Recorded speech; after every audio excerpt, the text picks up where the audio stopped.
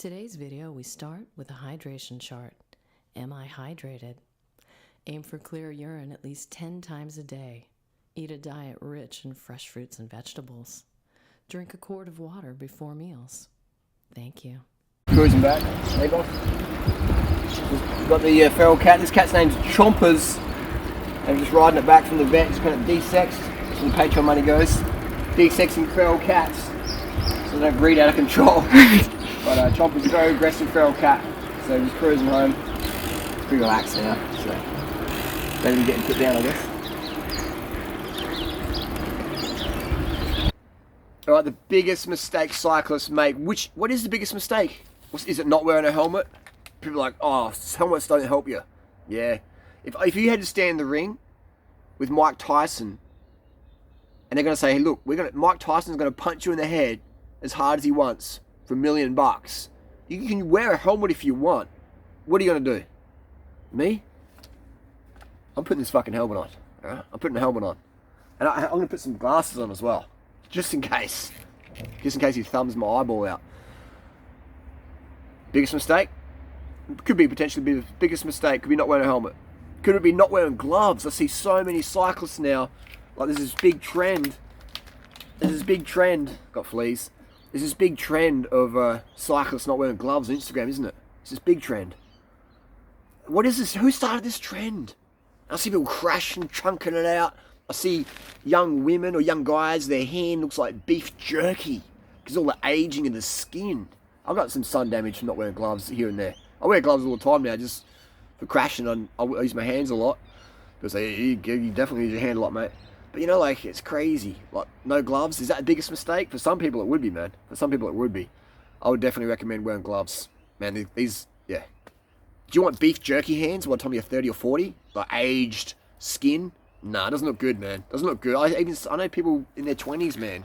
Their skin looks like beef jerky. On the way. On the road to beef jerky hands. And that's totally fine. It's just cosmetic. But for safety, gloves are great. The worst crash I ever had, just quickly, before we get to the real video. The worst crash I had in recent years was a few hundred meters down the road from my house. I was going to pick up a vegan pizza from Domino's. And a car just T-boned me. I had high vis on. It was just, unlucky. Lucky for me, though, I was wearing gloves because I hit the bonnet, I flew and put my hands out, skidded. It wasn't these gloves, it was another pair. And it just chunked out that palm, man. Just chunked it out. And I remember landing there, just thinking, fuck. Like, the first thing I thought was, okay, I'm alive. And I was just thinking, man, I'm so lucky I'm wearing gloves. I'm just going to pick up some pizza, some vegan pizza from Domino's. I'm so lucky I'm wearing gloves, man. That's just my first thought. I've been racing bikes for 22 years. I've had a lot of crashes. And I just remember thinking, oh, thank God I'm wearing gloves. And then after that, I was like, oh, my leg's fucking, is it broken? I was just like in a lot of pain and just in shock. But my first instinct was just like, my hands are safe. Yay. And like, they were just shredded. The palms are shredded. And the gel's hanging out like maggots and shit. And man, that would have been nasty. That would have been like down to the bone. Crazy. And then the Indy Pack was a few weeks later. I had to pull out the second day. But let's say I didn't get hurt, but just my hands got hurt. That would be really frustrating. Because trying to ride across Australia with mangled palms ain't going to happen. You're going to get infections, time off the bike, just because you're a fashion victim to gloves. There's another mistake is cyclists. Another trend is the jersey all the way up. You see people doing Zwift and shit inside. Jersey's like all the way up. I'm like, what are you doing, man? Why the fuck are you wearing a jersey indoors? What? Unzip it, Lance Armstrong style, Chris Froome style, breathe. People have it zipped up. I mean, I like it when people zip it up. If I'm racing against them or whatever, up a hill or in a whatever race or Strava, it's good. I like it because I can't breathe as good. Always have it. Oh, you want to have that neck expanding, your esophageal tract, have that lung function expanding, all right? That's a mistake. Zipped up jersey. See it all the time on Instagram. It's like, oh, hang on, let me zip the jersey up. Let me take my gloves off. So come on, man. Get up the fucking posing, man. Why are roadies such posers? Why are roadies such posers? We're a bunch of posers, aren't we? Pretentious posers. Pretentious meaning you put more importance in yourself than you can justify, than you deserve. Anyway, first world problems. Biggest mistake in what I see across the board is cyclists. There's two mistakes. Cyclists don't drink enough water They're not pissing clear. They're, getting yellow urine, getting leg cramps, not drinking enough water, blaming, I didn't have enough salt. It's like, no, you didn't have enough water. You haven't pissed for 2 or 3 hours. You got cramp, not enough water. You always want to drink enough water so you're peeing clear every 2 to 3 hours. I've got an entire ebook. If you go to Durianrider.com, I hate to be salesy, but literally this is the best cycling book ever written. Based on all the thousands of people I've coached and trained over the last 20 odd years.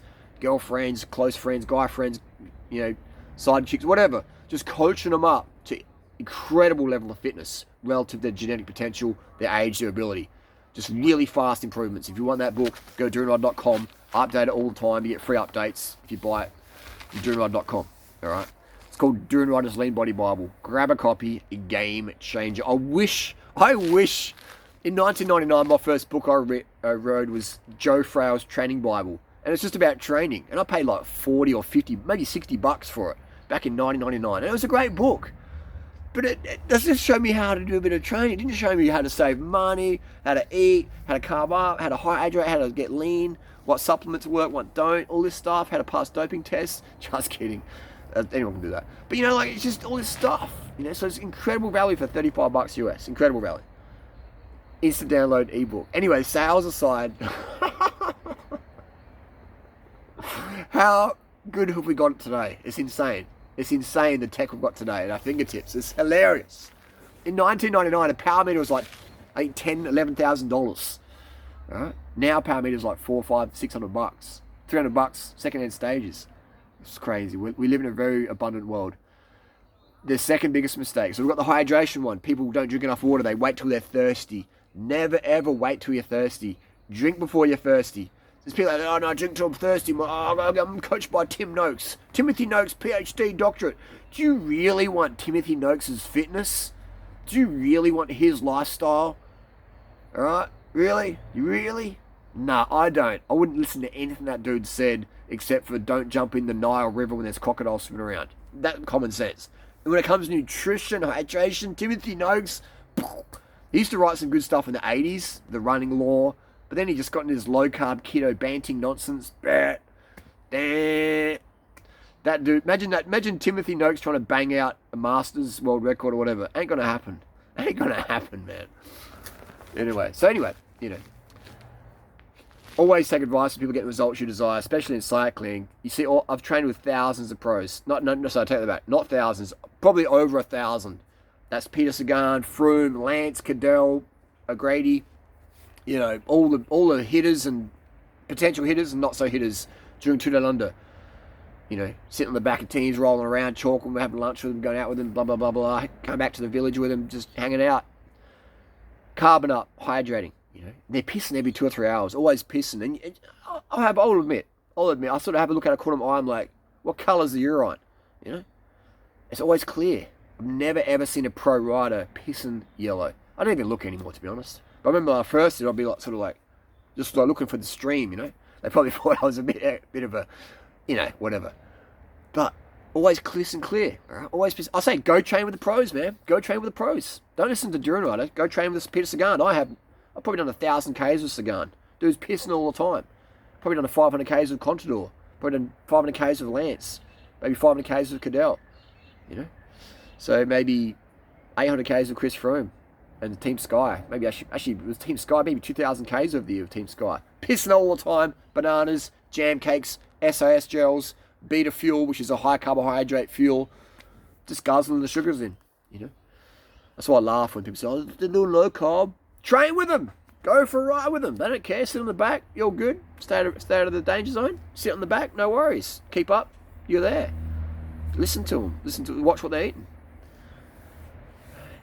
Crazy. So they're pissing clear. They're pissing every 2 or 3 hours. The biggest mistake, though, that cyclists do in 2019, there's this fucking trend right now with this low carb shit. There's this guy on YouTube called Triathlon Taran or whatever. Not hating. Just saying, but I remember him doing low carb stuff. I left some comments a while back, and I'm just like, dude, what the fuck are you doing, man? What are you doing?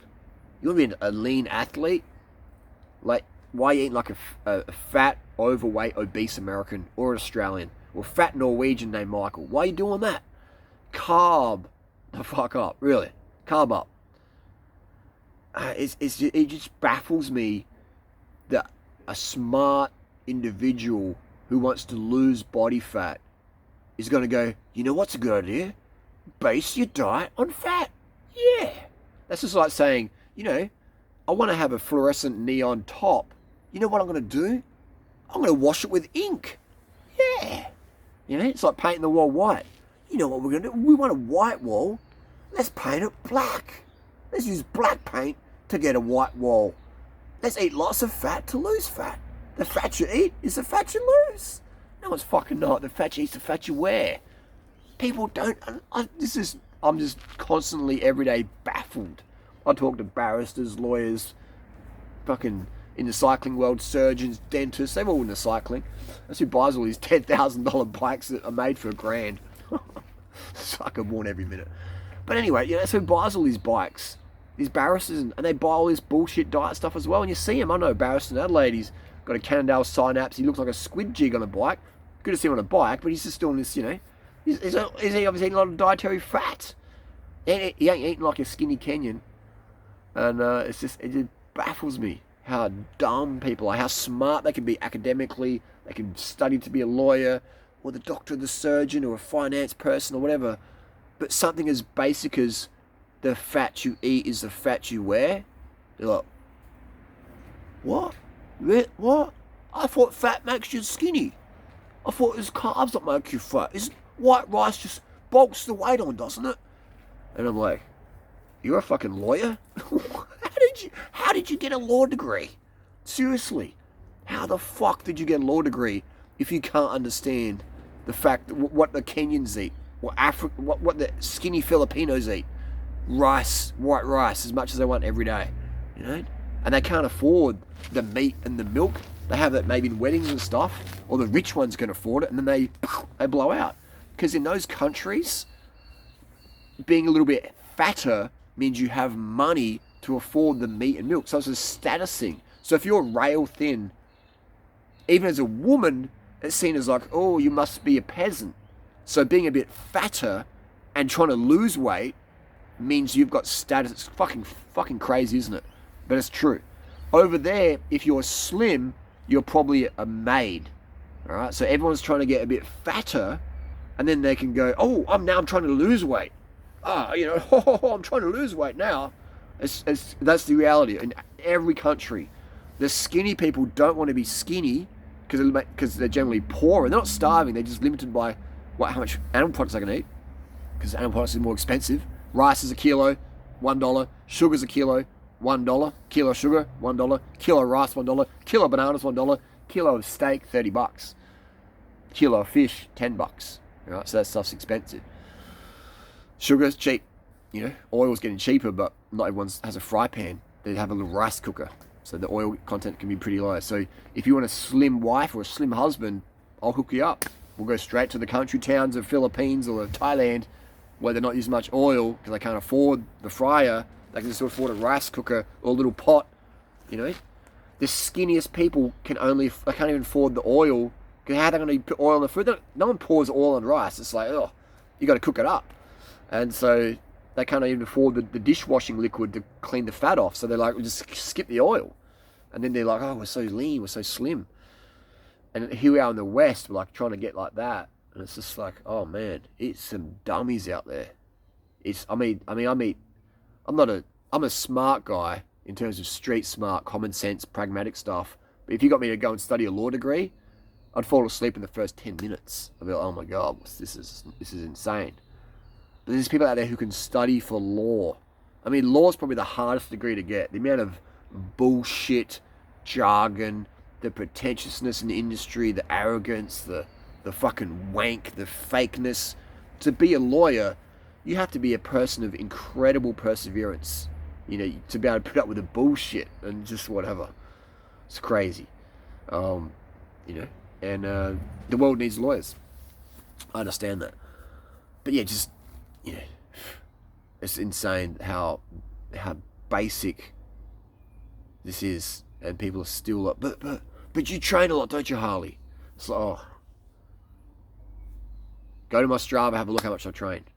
When I train a lot, my appetite goes up, I eat more. When I cut my training back, my appetite just shrinks down.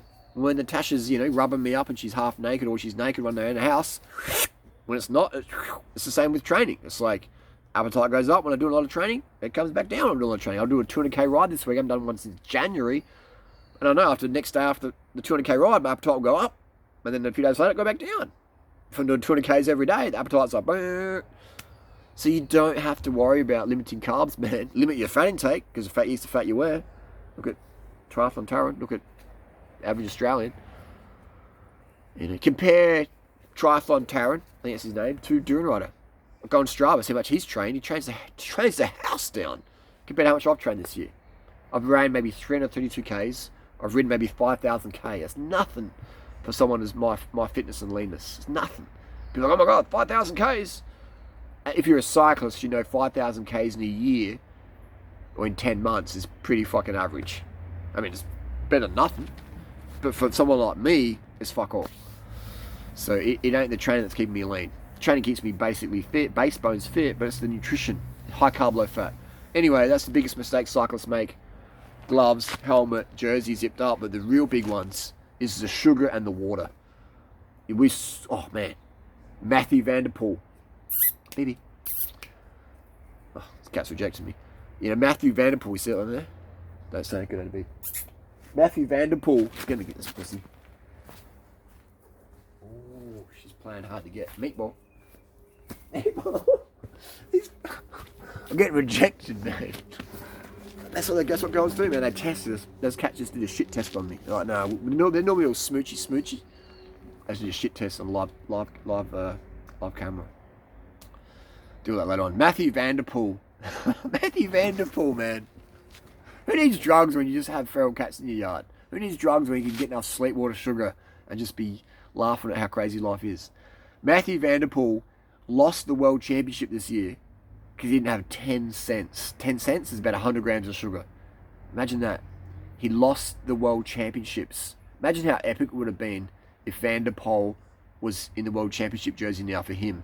Now for that Mads Pedersen, he's like, nah, fuck that. I'm scoping that out, bro. And hey, Mads Pedersen was more carved up. He won. Matthew Vanderpool had the talent. He made the break happen. He was the instigator, but he didn't. He went out of sugar. He had the water, but he went out of sugar. He went from 400 watts down to 100 watts. You can see it in his legs. And people are like, no, he just ran out of legs. The race was long. He's young. Well, he won Amstel Gold. He didn't just win Amstel Gold. He ripped the fucking legs off Amstel Gold in about 6 hours, 38 minutes. The World Championships was like 6 hours, 27 minutes or whatever. So the length wasn't the issue. The age wasn't the issue. The carbohydrates was the issue. All right? That's baffled. Oh, he's had a long season racing. What? I don't even know what his team's called. Circus or something. So that's what? I didn't see him at the Tour de France. I didn't see him at the Giro. I didn't see him at the Vuelta.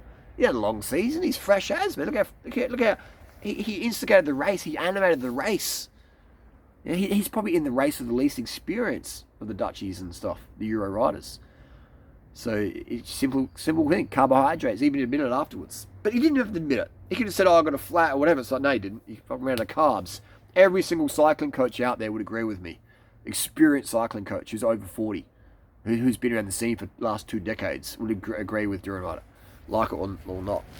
Hate me or love me, that's just the reality. So Matthew Vanderpool, great example. If you haven't seen it, go back and watch Matthew Vanderpool bonk in the World Championships 2019.